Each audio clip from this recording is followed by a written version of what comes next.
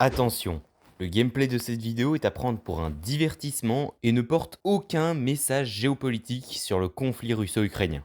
Ainsi, je vous prierai de ne pas faire les cons en commentaire.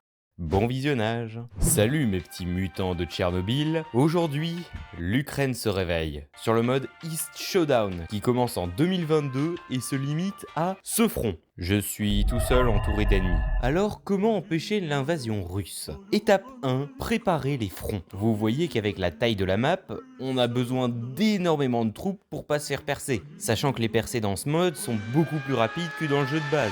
Voici donc comment vous procédez. Placez 200 divisions à la grande frontière russe, une cinquantaine en Crimée et une cinquantaine à la frontière biélorusse, puisqu'historiquement l'armée russe est passée par là. Mais ne vous inquiétez pas, vous ne serez pas en guerre contre les Biélorusses. En effet, dans ce mode, la Russie annexe le territoire biélorusse frontalier. Quant au reste de vos unités, il servira à stopper le plus rapidement des attaques internes, qui auront lieu à l'aéroport de Kiev, au bord du Dniepr et en mer d'Azov.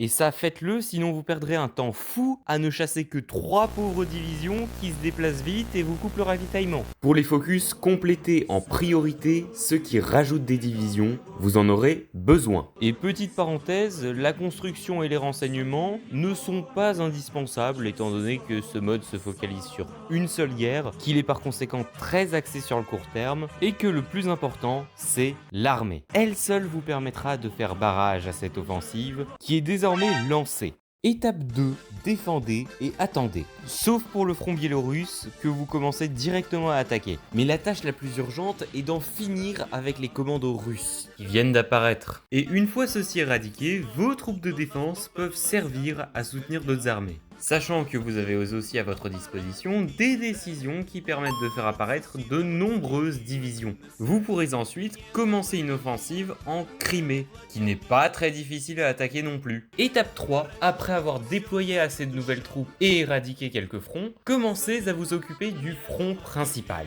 Si vous faites reculer les troupes russes jusqu'à leurs frontières, vous remarquerez que vous ne pourrez pas aller plus loin, puisqu'à la frontière est mis en place le service frontalier du FSB russe, une sorte de pays tampon. Alors certes, c'est triste de ne pas pouvoir envahir la Russie, mais ça signifie également que les divisions russes ne peuvent plus passer non plus, ce qui diminue considérablement la ligne de front. Toutefois, faites attention à bien éliminer toute poche de résistance russe avant la frontière intacte, car si vous oubliez, vous allez vite vous faire percer. Ainsi, comme dans la réalité, la Russie se retire de ses multiples fronts pour aller uniquement combattre au Donbass. Et là, vous rencontrerez des problèmes, car votre contre-offensive va vite se transformer en guerre de position. Vos troupes et les troupes adverses seront tellement nombreuses, et l'ennemi aura tellement fortifié le front, qu'il sera impossible de passer ne serait-ce qu'un seul mètre carré. La partie est figée. Bon, j'imagine tout de même que ce mode est conçu pour être réaliste et qu'il est encore en développement. Ce qui fait que vous n'aurez pas gagné contre la Russie, mais vous aurez tenu avec l'Ukraine, et ce sans même que l'OTAN ne bouge le petit doigt. N'hésitez pas à me proposer d'autres modes, même si je reviendrai sur celui-ci pour jouer la Russie. Au fait, je vous remercie pour les 200 abonnés.